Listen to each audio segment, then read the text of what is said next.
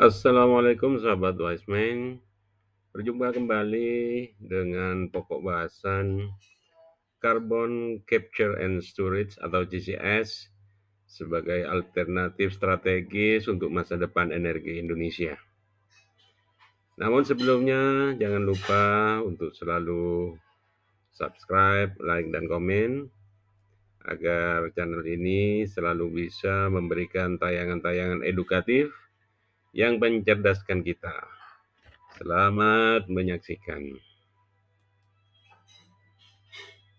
Carbon Capture and Storage atau CCS adalah teknologi yang dirancang untuk menangkap emisi karbon dioksida atau CO2 dari sumber-sumber besar seperti pembangkit listrik berbahan bakar fosil, pabrik semen, kilang minyak, dan industri berat lainnya.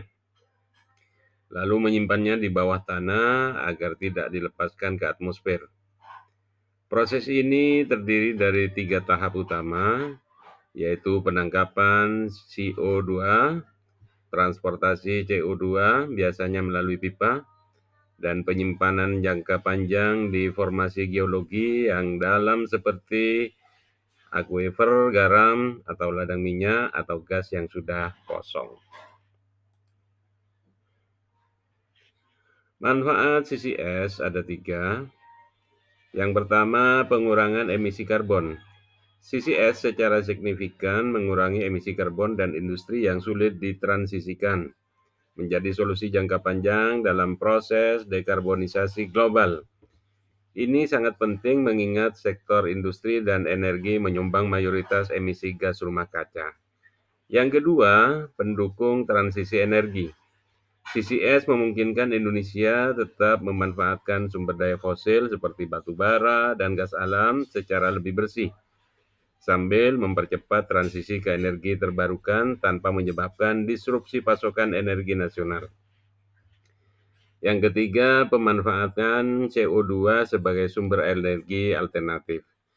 CO2 yang ditangkap dapat digunakan dalam proses carbon capture, utilization, and storage atau CCUS, seperti enhanced oil recovery, atau diolah kembali menjadi bahan bakar sintetis dan produk kimia lainnya.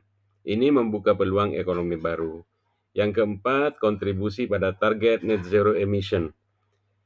Teknologi CCS mendukung pencapaian target Indonesia dalam pengurangan emisi karbon hingga net zero pada tahun 2060. Sebagaimana tercantum dalam dokumen NDC, yaitu Nationally Determined Contribution and Commitment Perjanjian Paris. Apa dampak positifnya? Yaitu lingkungan, mengurangi konsentrasi CO2 di atmosfer yang membantu memperlambat perubahan iklim. Kemudian juga secara ekonomi membuka lapangan kerja baru dalam sektor teknologi hijau dan pengolahan karbon. Serta secara teknologi dan inovasi, ini mendorong riset dan pengembangan teknologi pengolahan karbon serta transfer teknologi internasional.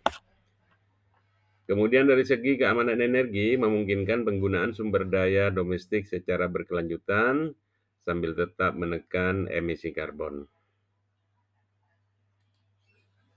Selain ada dampak positifnya, ternyata juga ada tantangan implementasi CCS di Indonesia. Tantangannya yang pertama, biaya investasi dan operasionalnya tinggi. Teknologi CCS masih tergolong mahal, baik dari segi infrastruktur, pengoperasian, maupun pemeliharaan. Ini menjadi tantangan besar bagi negara berkembang seperti Indonesia. Yang kedua, kebutuhan regulasi dan kebijakan yang kuat.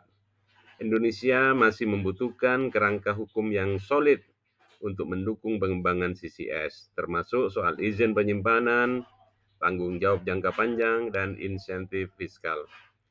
Yang ketiga, risiko keamanan dan lingkungan. Terdapat kekhawatiran terkait potensi kebocoran CO2 dari tempat penyimpanan yang dapat berdampak buruk bagi lingkungan dan kesehatan manusia. Walaupun secara teknis hal ini dapat diminimalkan dengan pemantauan ketat. Yang keempat, penerimaan publik dan sosialisasi. Rendahnya pemahaman masyarakat terhadap teknologi CCS dapat menjadi hambatan sosial dalam implementasinya. Diperlukan edukasi publik dan keterlibatan komunitas lokal. Dan yang kelima, akses teknologi dan sumber daya manusia. Indonesia memerlukan penguatan kapasitas sumber daya manusia dan teknologi untuk mengelola proyek CCS secara mandiri dan efisien. Akhirnya, carbon capture and storage ini merupakan salah satu solusi jangka panjang hingga jangka menengah, maksud saya hingga jangka panjang untuk mendukung pencapaian target dekarbonisasi Indonesia. Meski dihadapkan pada berbagai tantangan teknis, ekonomi, dan sosial, potensi manfaatnya sebagai pelengkap dalam bauran energi nasional tidak dapat diabaikan. Dengan dukungan kebijakan yang progresif, kemitraan internasional, serta kesadaran publik yang meningkat, CCS dapat menjadi bagian penting dari masa depan energi keberlanjutan Indonesia. Mungkin inilah narasi yang bisa kita sampaikan untuk memberikan pencerahan bagi kita semua. Saya akhiri. Assalamualaikum warahmatullahi wabarakatuh.